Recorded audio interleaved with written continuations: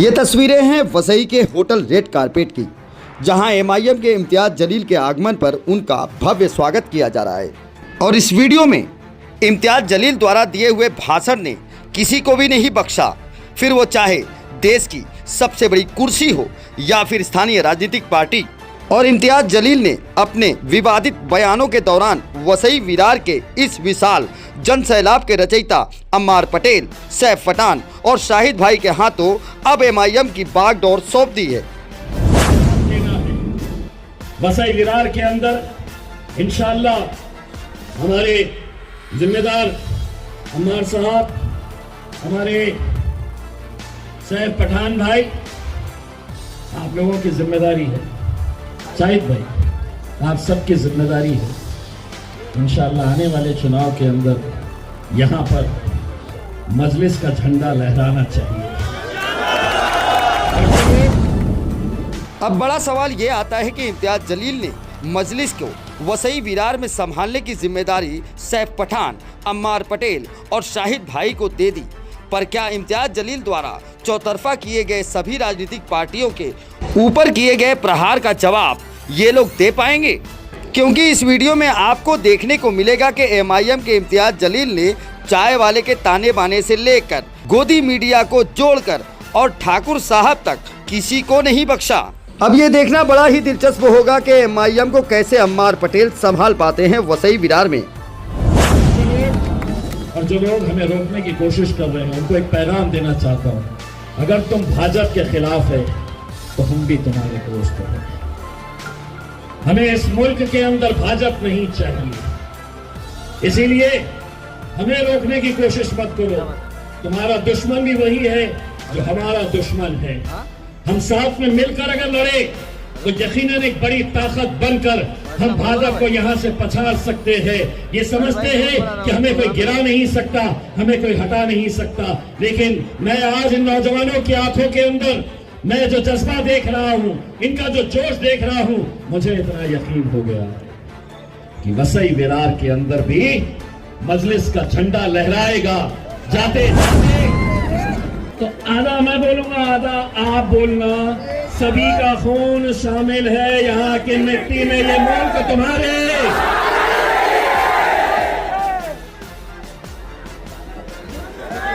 चलिए आप खामोश, मेरी माएं और बहनें मेरा साथ देगी। सभी का खून शामिल है यहाँ की मिट्टी में, ये मुल्क तुम्हारे।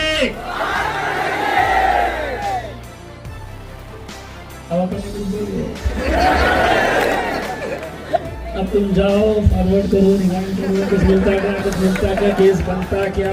कोई केस वेस नहीं बनता है, तुम्हारे हाथ में आता है तो। बाबा जी का कि इतनी पब्लिक जो आई है, मैं सीधा चैलेंज छोटे मोटे चिल्लरों को नहीं करता, सीधा किसको करता था? भाई और बहनों,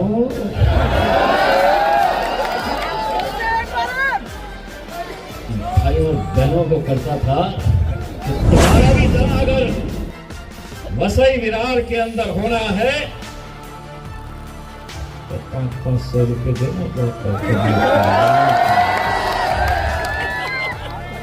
गाड़ियां भेजना पड़ता है, तब जाकर पब्लिक आती है। 500 रुपये दे दो, तुम्हारा भाषण शुरू होने से पहले खिसक जाती है। ये सिर्फ और सिर्फ मजलिस इत्तेहादुल मुस्लिमीन की दीवानगी है कि जो मुझे और आपको एक रिश्ते के अंदर बांधती है, और वो रिश्ता वही है कि तेरा मेरा रिश्ता क्या, मेरा रिश्ता क्या,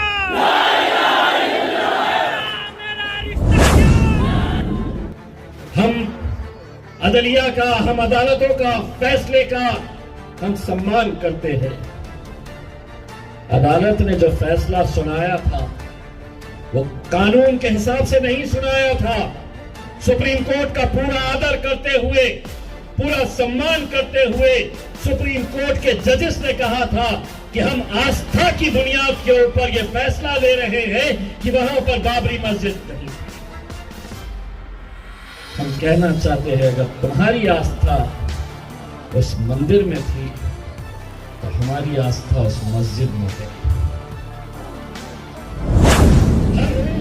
अगर तुम ये समझ रहे हैं कि मैं जिंदगी भर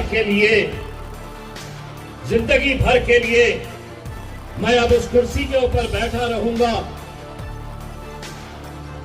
तो नहीं भाइयों बहनों, जो ऊपर जाता है उसे नीचे आना पड़ता है। आप 2014 आपने हमको ये बताया था कि आप कुछ बेचते थे।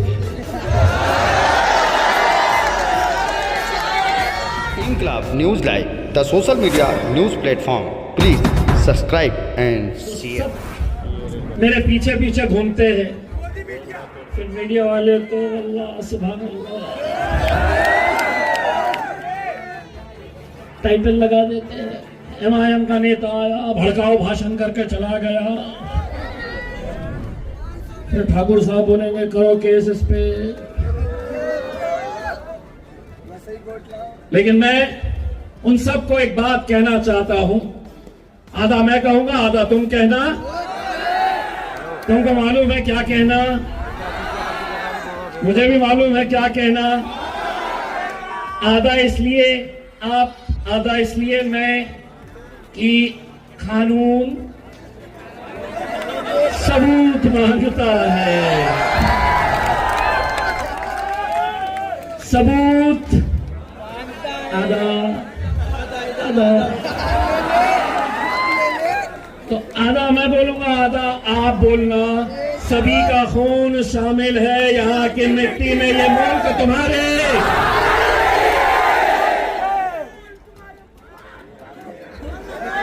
चलिए आप खामोश, अब मेरी माएं और बहनें मेरा साथ देगी। सभी का खून शामिल है यहाँ की मिट्टी में, ये मुल्क तुम्हारे। अब आपने कुछ बोलिए, अब तुम जाओ फॉरवर्ड करो, रिमाइंड करो, कुछ मिलता क्या, कुछ मिलता क्या, केस बनता क्या? कोई केस वेस नहीं बनता है, तुम्हारे हाथ में आता है तो बाबा जी का। आपको सब समझ में आ गया इनसे कैसा खेला जा सकता है।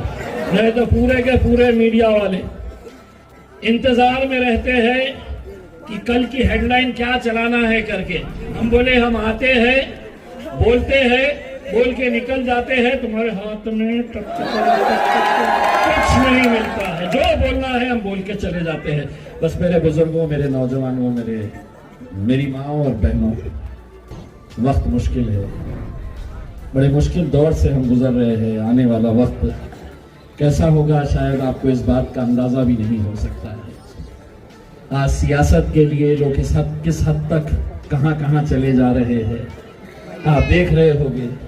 इसी राज्य के अंदर जिस देवेंद्र फडणवीस की भारतीय जनता पार्टी ने शिवसेना को 2 टुकड़ों में बांट दिया था, आज एक शिवसेना जो उनके साथ थी वही भाजपा अब उन्हें तोड़ने का काम कर रही है।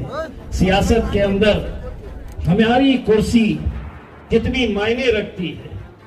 आज देखिए, जो राजनीति के अंदर एक दूसरे के कट्टर दुश्मन है, एक दूसरे के मुखालिफ है, लेकिन सिर्फ उस कुर्सी की खातिर अपना हाथ में हाथ मिलाकर गठबंधन कर रहे हैं।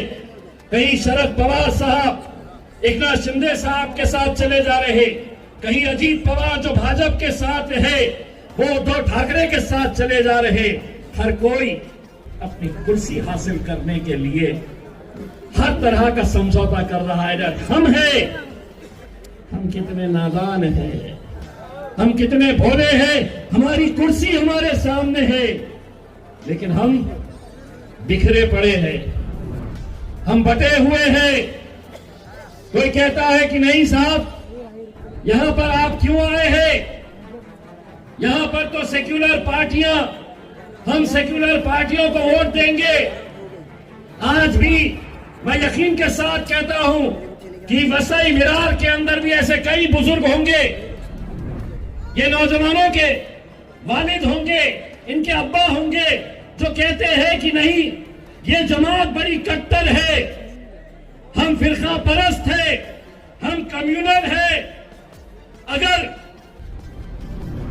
अगर सतारा के उस लड़के, अगर जलगांव के उस लड़के के लिए अगर लड़ना और बोलना कट्टरता है, फिरका परस्ती है, तो हाँ, हम कट्टर है। तुम खामोश है, इसलिए हमें आज खड़े रहना पड़ रहा, लड़ना पड़ रहा, बोलना पड़ रहा है। मैं आप लोगों से तो सिर्फ इतनी इल्तिजा करने के लिए आया हूं। मजलिस की सबसे बड़ी ताकत क्या है मेरे मालूम?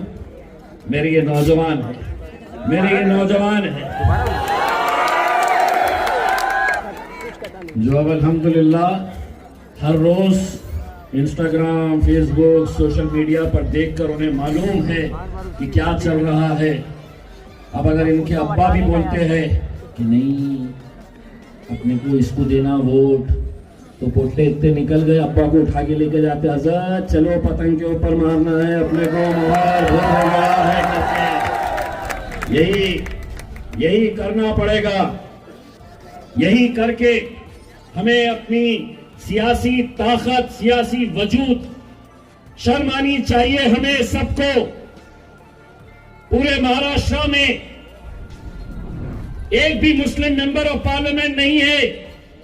हमारी आवाज पार्लियामेंट के अंदर, जहां भाजपा हुकूमत के अंदर बैठी है, जो ये फैसला कर रही है कि हमारी बच्चियां हिजाब पहनेगी या नहीं, हमारा शरिया कानून रहेगा या नहीं, वहां पे तुम्हारी आवाज ही नहीं है। एक मुस्लिम मेंबर ऑफ पार्लियामेंट नहीं है। दूसरी पार्टियां कहती है कि हम अगर मुसलमान को टिकट देते हैं तो मुसलमान तो उसे वोट दे देता है, लेकिन दूसरी जाति, दूसरे धर्म के लोग उन्हें वोट नहीं देते। तो सुन लो, हमने भी तुम्हारा कोई ठेका नहीं लिया है। अब हम हमारी हिस्सेदारी मांगने के लिए आए हुए हैं। आपको हमारा साथ देना है। वसई विरार के अंदर इंशाअल्लाह हमारे जिम्मेदार अम्मार साहब, हमारे सैफ पठान भाई, आप लोगों की जिम्मेदारी है। सादिक भाई, शाहिद भाई, आप सबकी जिम्मेदारी है। इंशाअल्लाह आने वाले चुनाव के अंदर यहां पर मजलिस का झंडा लहराना चाहिए। और जो लोग हमें रोकने की कोशिश कर रहे हैं, उनको एक पैगाम देना चाहता हूं। अगर तुम भाजपा के खिलाफ है तो हम भी तुम्हारे दोस्त हैं। हमें इस मुल्क के अंदर भाजपा नहीं चाहिए, इसीलिए हमें रोकने की कोशिश मत करो। तुम्हारा दुश्मन भी वही है जो हमारा दुश्मन है। हम साथ में मिलकर अगर लड़े तो यकीनन एक बड़ी ताकत बनकर हम भाजपा को यहां से पछाड़ सकते हैं। ये समझते हैं कि हमें कोई गिरा नहीं सकता, हमें कोई हटा नहीं सकता। लेकिन मैं आज इन नौजवानों की आंखों के अंदर मैं जो जज्बा देख रहा हूं, इनका जो जोश देख रहा हूं, मुझे इतना यकीन हो गया है कि वसई विरार के अंदर भी मजलिस का झंडा लहराएगा। जाते जाते बस आप लोग मेरे साथ एक आवाज में दोनों हाथ ऊंचा करके मेरे साथ आवाज से आवाज लगाइए, तेरा मेरा रिश्ता क्या, तेरा मेरा रिश्ता क्या। अगली खबर प्राप्त करने के लिए चैनल को सब्सक्राइब करें, लाइक करें और शेयर करें और सपोर्ट करें निःशुल्क पत्रकारिता का। जय हिंद, जय महाराष्ट्र।